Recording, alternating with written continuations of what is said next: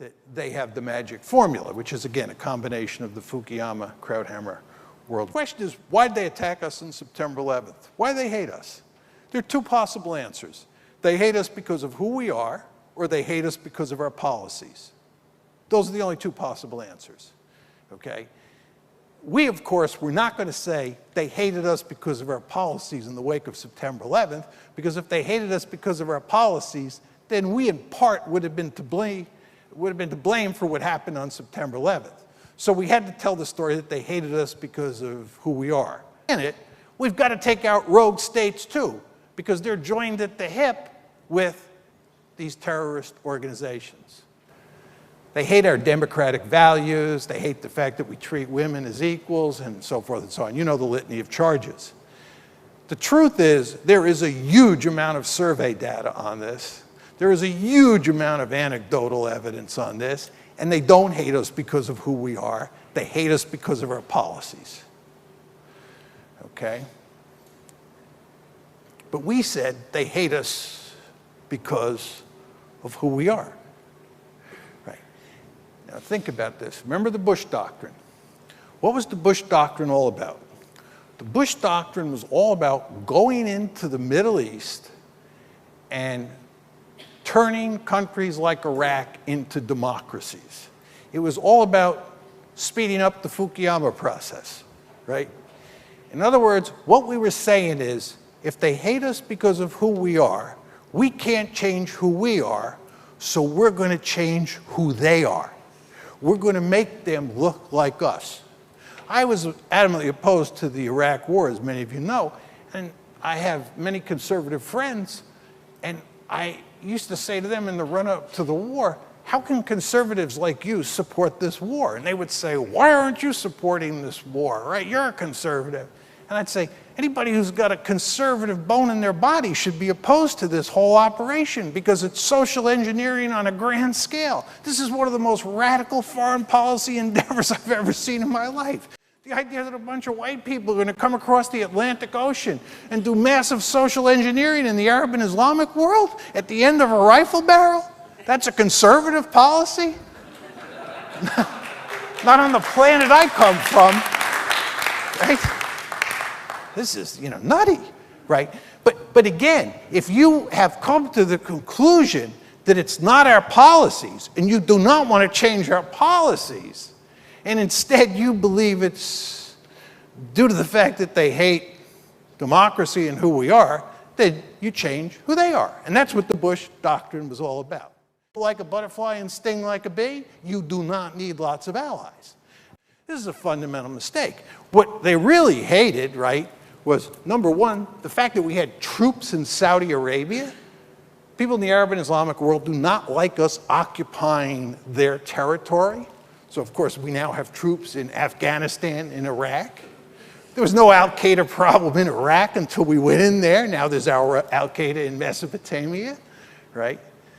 They hate us because of sanctions on Iraq in the 1990s that killed probably about 500,000 innocent Iraqis. They hate us because of our support for Israel and its occupation of the Palestinian territories, right? They hate us because we have supported all these thuggish governments in the Middle East for decades. Barack Obama pretends like we're embracing democracy, like we're this great friend of democracy in the Middle East. Who is he kidding? We've been supporting these thugs. We helped put many of them in power. We've kept them there for years. We've been no friend of democracy in the Middle East. One of the principal reasons there's no democracy in the Middle East is the United States of America. Everybody knows that. So the people in that region don't like our policies. You can disagree with them, but they don't like the policies. And actually, many of them like the United States and like American values. Anyway, so we misread the threat. Second is we did not understand the limits of military force. And this is of enormous importance, too. After the war in Afghanistan appeared, I underline that word, appeared to have ended in December 2001. Remember, we went to war in Afghanistan against the Taliban on October 7th, 2001. okay, less than a month after September 11th. By early December, the Taliban had completely collapsed, and that's when we were trying to get Osama bin Laden. You all remember that. It looked like we had won a stunning victory. It looked like we had the magic formula.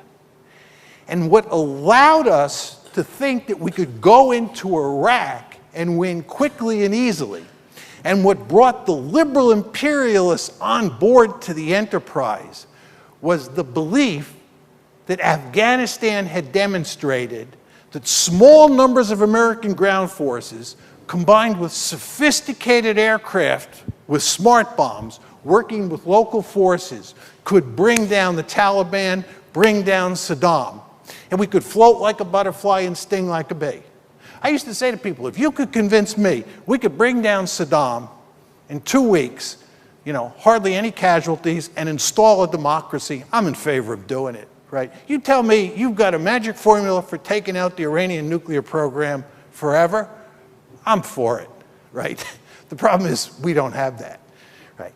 But anyway, back to Afghanistan. What we had in December 2001 was not a victory. It was a mirage. It was a mirage. I did not understand this at the time, I'm embarrassed to say, but we did not win a quick and decisive victory. Here's the problem we faced in Afghanistan. The problem is we could not decisively defeat the Taliban. When I was young in the American military during the Vietnam years, this was the problem that we faced. We could never decisively defeat the Viet Cong, right? You could whack them good, but they'd melt away and come back to fight another day. So what happens in Afghanistan in December 2001 is that we whacked the Taliban, really crippled them, and they disappear into the countryside and they disappear into Pakistan. But they're going to come back another day to fight. Second reason we can't win in Afghanistan is that the man that we put in charge in Kabul is Ahmed Karzai, who's number one, a crook, and number two, massively incompetent.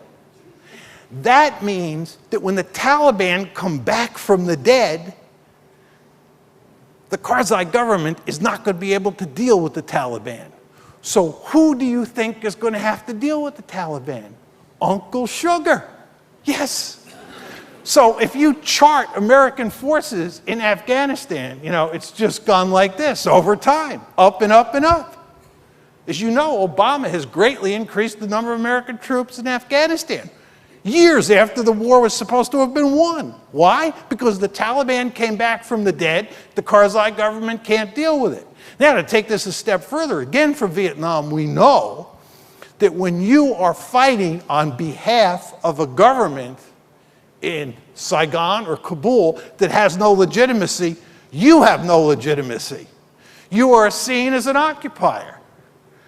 And furthermore, everybody kind of knows at some point you're going to leave and the Taliban is going to stay. So they're going to be very reluctant to work with you. And this is the problem we face.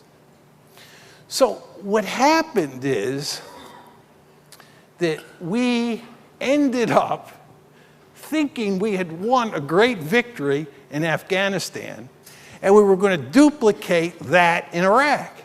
In fact, what happened in Afghanistan is we won a temporary victory, which would eventually go south again, and then we went traipsing off to Iraq, where we thought we were going to win another quick victory because we had just proved that we had the magic formula, when in fact we didn't have the magic formula. So there we are in Afghanistan, and there almost everybody I know believes it's just a matter of time before we lose. And in Iraq, the only thing we can hope for is that they throw us out at the end of this year.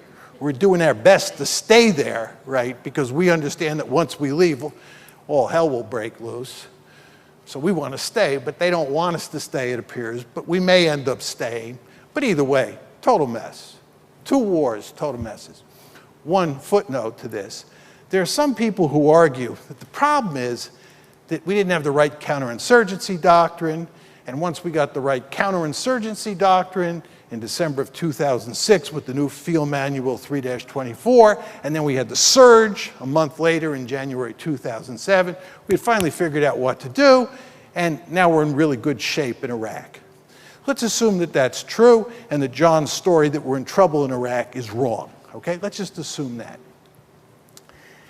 The problem, nevertheless, is that to win a counterinsurgency, whether you're the British in Malaysia, the Americans in Vietnam, or the Americans in Afghanistan and Iraq, the problem is that it takes well over 10 years to win a counterinsurgency, assuming you can do it. But if it takes you 10 years, you cannot float like a butterfly and sting like a bee. And floating like a butterfly and stinging like a bee was the key to the Bush doctrine. Because we were going to do Afghanistan, then we were going to do Iraq. Pull back out, reload the shotgun, do Iran, do Syria. Pretty soon everybody would be so scared they'd just throw their hands up and jump on the American bandwagon. You know, the Israelis, when they heard in early 2002, remember Afghanistan, we're talking December 2001. Early 2002, the Israelis get wind that we're thinking of doing Iraq. And they send a team over here to say, are you guys crazy? Iran is the real threat, not Iraq. Why aren't you doing Iran? What we convinced the Israelis is that we're going to do Iraq first, because it's the low-hanging fruit, and then we're going to do Iran. And then we're going to do Syria, right? So the Israelis actually get on board for doing Iraq, but they keep reminding us, don't forget, when you're done with Iraq, you've got to do Iran, right? And see, we say, don't worry, not only are we going to do Iran, we're going to do Syria. Because again, the name of the game here is to transform the entire region. It gets back to that question, why do they hate us? If you think about it. They hate us because of who we are, therefore we have to transform them and change who they are. And we think we can do it with military force. But again, what happened in Afghanistan was a mirage. And that's why all these Democrats were fools to abandon their skepticism about military force.